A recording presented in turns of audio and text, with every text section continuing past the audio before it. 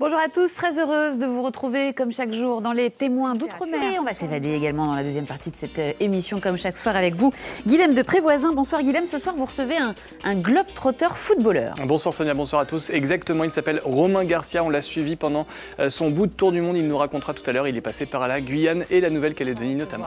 Notre invité du jour, vous en avez déjà entendu parler si vous avez l'habitude d'être avec nous tous les soirs sur France O. Nous avons le plaisir de recevoir le globe-trotter footballeur Romain Garcia. On avait suivi vos aventures en Amérique latine. Romain, bonsoir. Merci beaucoup d'être avec nous ce soir dans El-Tom. Alors, j'irai entraîner chez vous, hein, c'est ça, c'est votre concept. Vous vous baladez un peu dans le monde entier et vous allez partager votre passion du football, parce que c'est quand même ça à l'origine, hein, la vraie passion, c'est le foot. Hein. Exactement, le foot et le voyage, bien sûr. Le foot et le voyage, bien sûr. Vous avez réussi à lier les deux. Exactement, voilà. Ça fait 8 mois maintenant que je parcours le globe et que je rencontre de nombreuses personnes qui sont aussi passionnées que moi du football. Et donc, c'est vraiment un plaisir de pouvoir faire quelque chose en commun. Donc, voilà mon aventure. Allez, il est temps de s'évader avec vous, Guilhem de Prévoisin. Oui. Et vous recevez donc ce soir notre globe-trotter footballeur préféré, Romain Garcia. Eh oui, Romain, merci. Vous avez 28 ans, vous êtes né à La Réunion, vous avez vécu près de 13 ans en Nouvelle-Calédonie, vous avez fait vos études à Marseille. On vous a suivi tout du long de vos aventures footballistiques ces 8 derniers mois, justement. Petit retour en images sur votre périple, regardez. Romain Garcia, le globe-trotter du ballon rond. J'irai entraîner chez vous, c'est le concept de ce Marseillais de 28 ans. Avec ses plots, ses chasubles et ses ballons, il parcourt le monde pour faire découvrir ce sport aux jeunes et leur prouver que le football est un facteur d'intégration et de cohésion. Diplômé en management du sport et entraîneur de football, ce passionné du ballon et de voyage a quitté la cité phocéenne en juillet dernier et a fait bien du chemin depuis. La Guyane, le Brésil, aussi l'Indonésie et la Polynésie française. Et son message séduit. Il s'est peu à peu entouré de grands noms du football français, comme Pape Diouf, parrain d'honneur de l'association, qui lui apporte son soutien.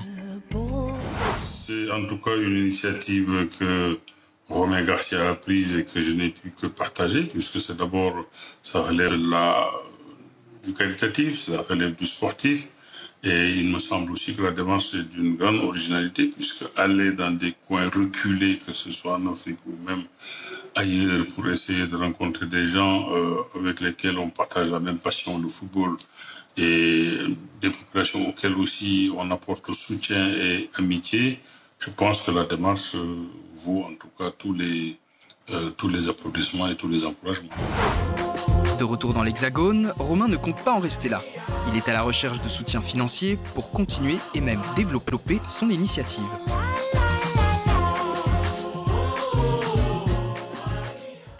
Alors votre initiative, Romain, c'est donc de proposer à des jeunes de taper dans le ballon, pas qu'à des jeunes d'ailleurs. Vous êtes passé par la Guyane, la Nouvelle-Calédonie à la rencontre des jeunes issus des quartiers populaires ou des populations isolées.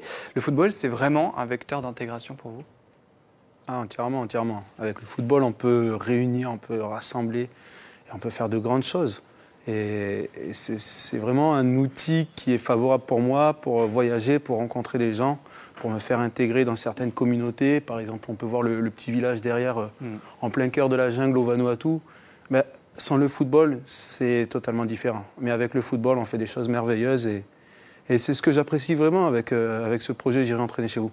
Et vous avez pu le constater sur place, les jeunes sont férus de foot partout où vous êtes allés. Est-ce qu'il y a des endroits où on est peut-être un peu moins fan de foot ? Alors, je pense que le sport, bien sûr, le football, le sport plus populaire, mais on ne s'en rend pas encore compte du pouvoir de ce sport, aussi des valeurs que peut véhiculer ce sport. On peut y faire. Oh, il y en a tellement entre déjà justement la solidarité, bien sûr, il y a le respect, il y a on va dire toute une partie d'éducation, on peut y faire tellement de choses avec le football et on peut le mettre à toutes les sauces. Et la cohésion est très importante. Et donc, on parlait de cohésion tout à l'heure. À chaque fois que je vais dans un endroit, un village reculé, le but du jeu, c'est de créer une dynamique positive. Et donc, je mets en place des petits ateliers footballistiques ludiques de cohésion. Et derrière, ça se passe à merveille. Oui, la mayonnaise prend à chaque fois. J'ai un critère, on va dire, de réussite. C'est quand je vois les sourires sur les enfants et que les parents sont intéressés, curieux et qui sont au bord du terrain ou de l'espace de jeu. Et à partir de ce moment-là, je sais que ce que je fais, on va dire, c'est positif. Alors pendant votre périple, vous avez passé 5 semaines en Indonésie, sur l'île de Flores, au centre-est de cet archipel qui compose quand même 18 000 îles. Flores, où vous avez été hébergé par Alfonsa. Elle a fait du tressage traditionnel. Elle a un message pour vous. Regardez. Nous sommes vraiment très heureux. C'est comme si un entraîneur de football international venait dans notre village. Il a pris sous son aile les enfants pour les aider à développer leurs techniques, leurs tactiques de jeu et les formations. Nous te remercions, Romain. Tu es venu pour motiver et soutenir les gens et les enfants ici grâce à ton entraînement. Merci pour tout. J'espère qu'on restera en contact. Et vous resterez forcément en contact. Oui, c'est vraiment une superbe personne et une très belle rencontre encore une fois. Et donc merci pour ce petit message. Eh bien, Alfonsa, c'est pas n'importe qui, c'est une ambassadrice de l'artisanat indonésien dans le monde entier, du village de Nita où vous étiez hébergé, et le village de Nita où ils avaient déjà un peu l'intention de parler de foot et de faire quelque chose autour du football, c'est ça? Alors village Nita, ouais, pour recontextualiser un petit peu, c'est vraiment un tout petit village de moins de 3000 habitants. Perdu sur l'île de Flores et donc d'habitude je vais sur des endroits pour une journée pour faire des interventions one-shot. Et cette fois-ci, j'y suis resté une semaine. Une semaine, pourquoi? Parce que ils m'avaient fait comprendre qu'ils essayaient de développer quelque chose à travers le football. Alors je leur ai dit, bah, écoutez, on va voir sur place, mais pourquoi pas?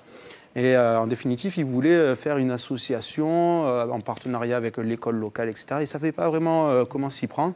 Et donc, c'était avec plaisir que j'ai pu renseigner, on va dire, les leaders de village et dont cette dame aussi qui est mobilisatrice. Et donc, on a travaillé, on va dire, sur une association à créer qui serait affiliée à la fédération indonésienne pour pouvoir mettre en place derrière des séances d'entraînement pour les jeunes de façon réglementée et aussi participer à des compétitions le week-end. Et vous avez même contribué à la création d'un maillot, d'un très beau maillot d'ailleurs qu'on va pouvoir voir, aux couleurs et surtout au tressage du village de Nita. L'Indonésie, c'est vraiment une étape qui vous a marqué quand même dans votre voyage? Ça m'a marqué parce que j'y suis resté quand même un petit moment et surtout, en fait, le fait de vivre une semaine en communauté, on s'aperçoit de la générosité que les gens peuvent avoir, tout simplement parce que je viens faire du foot avec les enfants et que j'apporte du positif. Et donc, du coup, il y a eu un tel accueil, j'étais presque même des fois gêné, mais il y a eu un tel accueil, une telle générosité que derrière, ça m'a marqué. Et en plus de ça, j'ai été justement hébergé à côté de la mini-usine locale de tressage. Et en fait, en parlant, en discutant, mais pourquoi vous ne faites pas quelque chose de totalement original? Pourquoi sur le textile des foot des jeunes, pourquoi vous ne mettrez pas un petit peu de cet art traditionnel que vous essayez de promouvoir? Et ça serait vraiment quelque chose de totalement original sur la planète. Un maillot de foot où il y a de l'art traditionnel en avant, c'est le top. Et donc, on a réfléchi un petit peu à la question et ils sont ultra motivés. Moi, je voulais vous poser une question quand même, Romain. Comment vous en êtes venu à vouloir parcourir le monde comme ça pour aller à la rencontre des enfants et jouer au foot avec eux? Ça vous est venu comment, cette idée? Parce que c'est génial. Moi, je trouve ça absolument génial. Ben, on en parlait au tout début, c'est que j'ai deux passions, le football et le voyage. Et c'est vrai que le voyage forme la jeunesse, donc ça a été un petit peu mon éducation quand j'étais jeune. J'ai beaucoup voyagé, j'ai vu beaucoup de choses. J'étais d'ailleurs allé en Indonésie, alors pas à Flores, mais j'étais allé en Indonésie il y a une quinzaine d'années. J'avais remarqué certaines inégalités dans beaucoup de domaines et je me suis dit, purée, c'est vrai qu'on a de la chance. On a de la chance et j'ai vu aussi que le football était un moyen, déjà à l'époque, de faire des rencontres. Ça part de là, on va dire, j'irai entraîner chez vous, vient d'il y a 15 ans en Indonésie. Et vous n'avez pas fini, Romain, puisqu'il faut le dire, votre passage à Paris est un peu exceptionnel, ce n'était pas vraiment prévu. Vous avez dû modifier votre itinéraire, vous êtes là pour lever des fonds et trouver des mécènes ou des donateurs pour vous soutenir dans votre démarche ludique et pédagogique par le biais du foot à travers le monde. Donc, comment on fait pour vous soutenir, Romain, si on veut? Alors déjà, il y a un site internet, j'irai-entraîner-chez-vous.com, où dessus il y a tout expliqué. Il y a un crowdfunding qui finit aujourd'hui, donc qui est sur le site. Vous pouvez bien sûr faire un petit don, peu importe la hauteur. C'est le geste qui compte. Et derrière, il y a toutes les possibilités, sachant que je suis porté par une association qui s'appelle Parnasse. Le projet est porté. Et donc, il y a possibilité aussi de défiscaliser les dons et les mécénats. Voilà. Eh ben, on vous souhaite bonne chance. Bonne chance. Je vous remercie en tout cas pour l'invitation. On était ravis de vous recevoir aujourd'hui sur le plateau Delta.